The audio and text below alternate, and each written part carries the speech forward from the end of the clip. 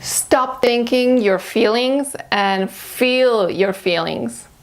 Hi, I'm Christina Jacob, creator of Pain Free in 6 Weeks, an online program based on my own journey with chronic pain for successful women who are ready to regain their life from chronic pain and stress. So, let's get back to what we were talking about before. Feeling your feelings, not thinking them. So less than an hour ago, I drove my sister, my only sister, to the airport. She moved with her husband over 2,400 miles away from me, from LA, a couple of years back, and I still haven't gotten used to it. I probably never will. We are lucky though. The connection and love between me and my sister is real and forever bonding. I am grateful in, every single day. But days like today are very hard when the physical separation needs to happen and either she has to leave or I do when I visit her. My heart breaks. It's painful and illogical. My brain tells me I can always just jump on a plane and see her, but we all know better. Life just happens. And we rarely just jump on that plane, right? So, what's my well-honed self-defense mechanism? I emotionally shut down way before she gets to the airport and she has to leave. Does that sound familiar? I bet. I am not as special as I wish I were. I learned this coping mechanism when I was a little girl, and my parents would just drop me off at my grandparents because they had work and they had a life. And no matter how hard I cried or screamed, the result was the same. I was left behind with my grandparents. So I learned the fine art of hiding my feelings or emotional repression from a very young age. I do it with no effort, and it's actually as automatic as breathing. It reminds me of a song, Turn It Off, from hilarious Broadway play, The Book of Mormon. Turn it off. Let's see if I can play it for you for a second, because I love it. When you start to get confused because of thoughts in your head, don't feel those feelings. Hold them in instead. Turn it on like a light switch, just go click. It's a cool little Mormon trick. We do it all the time when you're feeling certain feelings that just don't seem right. Treat those pesky feelings like a reading light and turn them off like the light switch, just go back. Really, what's so hard about that? Turn it off! Turn it off! Isn't that right? Don't we all do it? We just turn it off like a light switch. Fortunately, I do it very well, but I've been more aware of it, and I try not to do it. And definitely when I saw this play, I was laughing because I found myself in it. So let's learn how to not just turn it off, because it becomes what I call emotional constipation. So what I came to learn though was that all those repressed feelings, or as I dearly call them, emotional constipation, had severe repercussion in my life. They produced tension and stress and were the root cause of my 16-year-old chronic pain. Who would have thought? So what do I do now that I got rid of my chronic pain? I learned to feel my feelings. Don't think my feelings.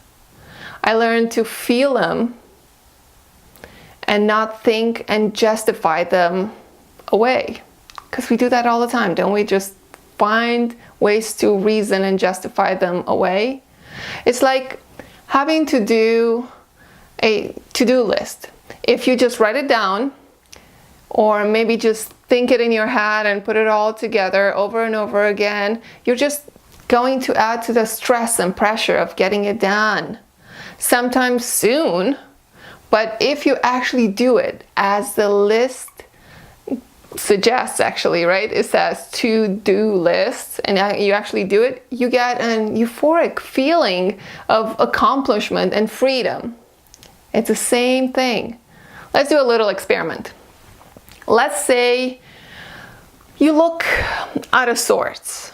If I ask you how you are feeling, you most likely will tell me what you are thinking when you are, if you are sad or upset. I'll ask you about your sadness, and you are going to tell me why you are sad. Right there, you are thinking you're feeling. You are not feeling your feeling. We were never taught how to feel our feelings, unfortunately. And dear drama queens, this is not a carte blanche to screaming, yelling, throwing tantrums, slamming doors, or showing us the crocodile tear show. That's just acting out. It's not feeling your feelings. Just like the word suggests, we need to feel. And we usually feel with our senses, with our body, right? So let me show you how. Right before we got to the airport, I'm still talking about my sister. Right before we got to the airport this morning, I felt choked. I knew my sister had to go home, and I knew I was going to miss her tremendously. I was already missing her, and she was next to me in the car. So I paid close attention to what my body was feeling. It was light, yet a consistent choke around the frontal part of my throat. A light, warmish pressure on my upper chest. Breathing became a little heavier. I had that sinking feeling in the pit of my stomach, a tight yet breakable light gray veil around my upper arms and chest, like someone rolled toilet paper around my chest, trapping my arms inside. I knew I could break it with a little more force, but I also felt that the veil needed to be with me for a few more moments. So I let it be with me. It was smooth and soothing in a way. You get the picture. I literally felt my feelings and stayed with them as long as they needed me to. A few tears, yes, as I drove away from the terminal, and then serenity. No busy work, no yelling at the idiot in front of me in traffic, no, taking or making a call, no confusing, no focusing on what I had to do for the day, no emotional constipation, no running away. Does that work? In general? Heck yes. Do I do it every time? I wish I was that enlightened, but I do it enough to not repress too many feelings and have them, kind of boil down to chronic pain. So I don't do that anymore. Now you try it. Be consistent and don't give up on yourself. And if it feels, or you think it's silly or it looks silly, so does picking your nose, but you still do it. Get over yourself and do something that's good for your heart, your body, and your soul. Until next time, big hug and well wishes. Feel your feelings.